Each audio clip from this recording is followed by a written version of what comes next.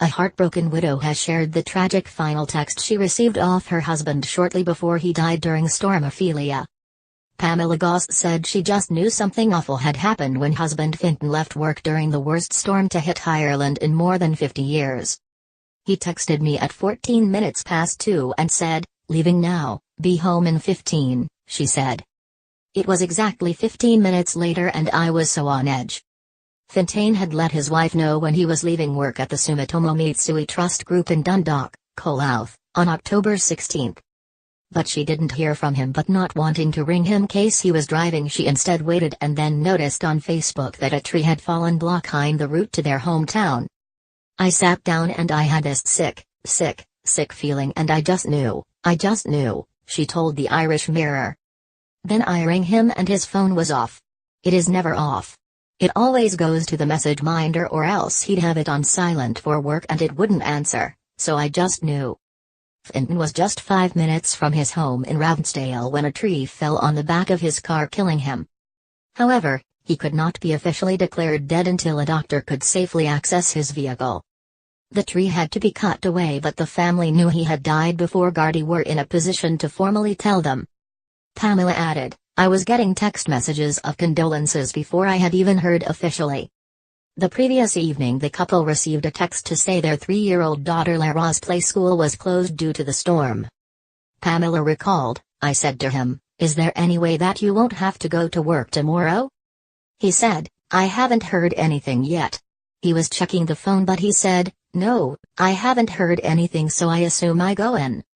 She said she was asleep when Fintan left for work the next morning and believes he would be alive if he had been told to stay away from work. She called for clear guidelines to be brought in so the next time there is a status red weather alert workers know to remain at home.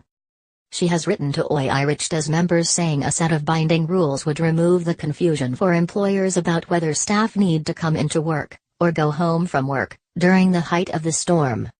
She added, "The reason I wrote this letter to the TDs in Louth to bring up with the powers that be is to ensure there is no ambiguity and no hierarchy of people. I mean, there was a blanket closure on all of the schools, so that meant that from the caretaker to the principal nobody was in danger and nobody had to travel. But there was this utter confusion and ambiguity around staff and different levels of staff and who should go and who should not go. I think there should be a set of guidelines to be implemented automatically if there is a red warning status across the country, in private and public sectors, and only have the roads open for the paramedics, the fire services and whatever else that needs to be. Unlike them, other industries are not life and death, and that is what I would like to see, that everybody is treated the same." She said there should be no sitting around looking at your phone waiting to hear should I go, should I not. Pamela added, "If there is a red warning status that means stay at home." She has not spoken to the families of the other 2 people killed, Claire O'Neill and Michael Pike, but said, "I am frustrated that something like this could happen in Ireland in this day and age, and it is going to take 3 people to die to even get to a point where we should look at automatic implementation of X, Y and Z."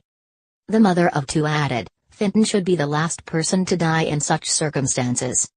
The matter has been raised in the Dáil by Louth Fine Gael TD Peter Fitzpatrick. He said, "The Taoiseach confirmed to me a report will be carried out and submitted to Cabinet in January 2018 on the response to Storm Ophelia. One of the issues it will examine is how we can better define what public safety warnings mean. It is acknowledged there is a very clear mechanism in place for closing schools and public offices, but there was an element of confusion regarding what private sector businesses and self-employed persons should do." The Taoiseach acknowledged there is a shortcoming in this area from which we as a government intend to learn.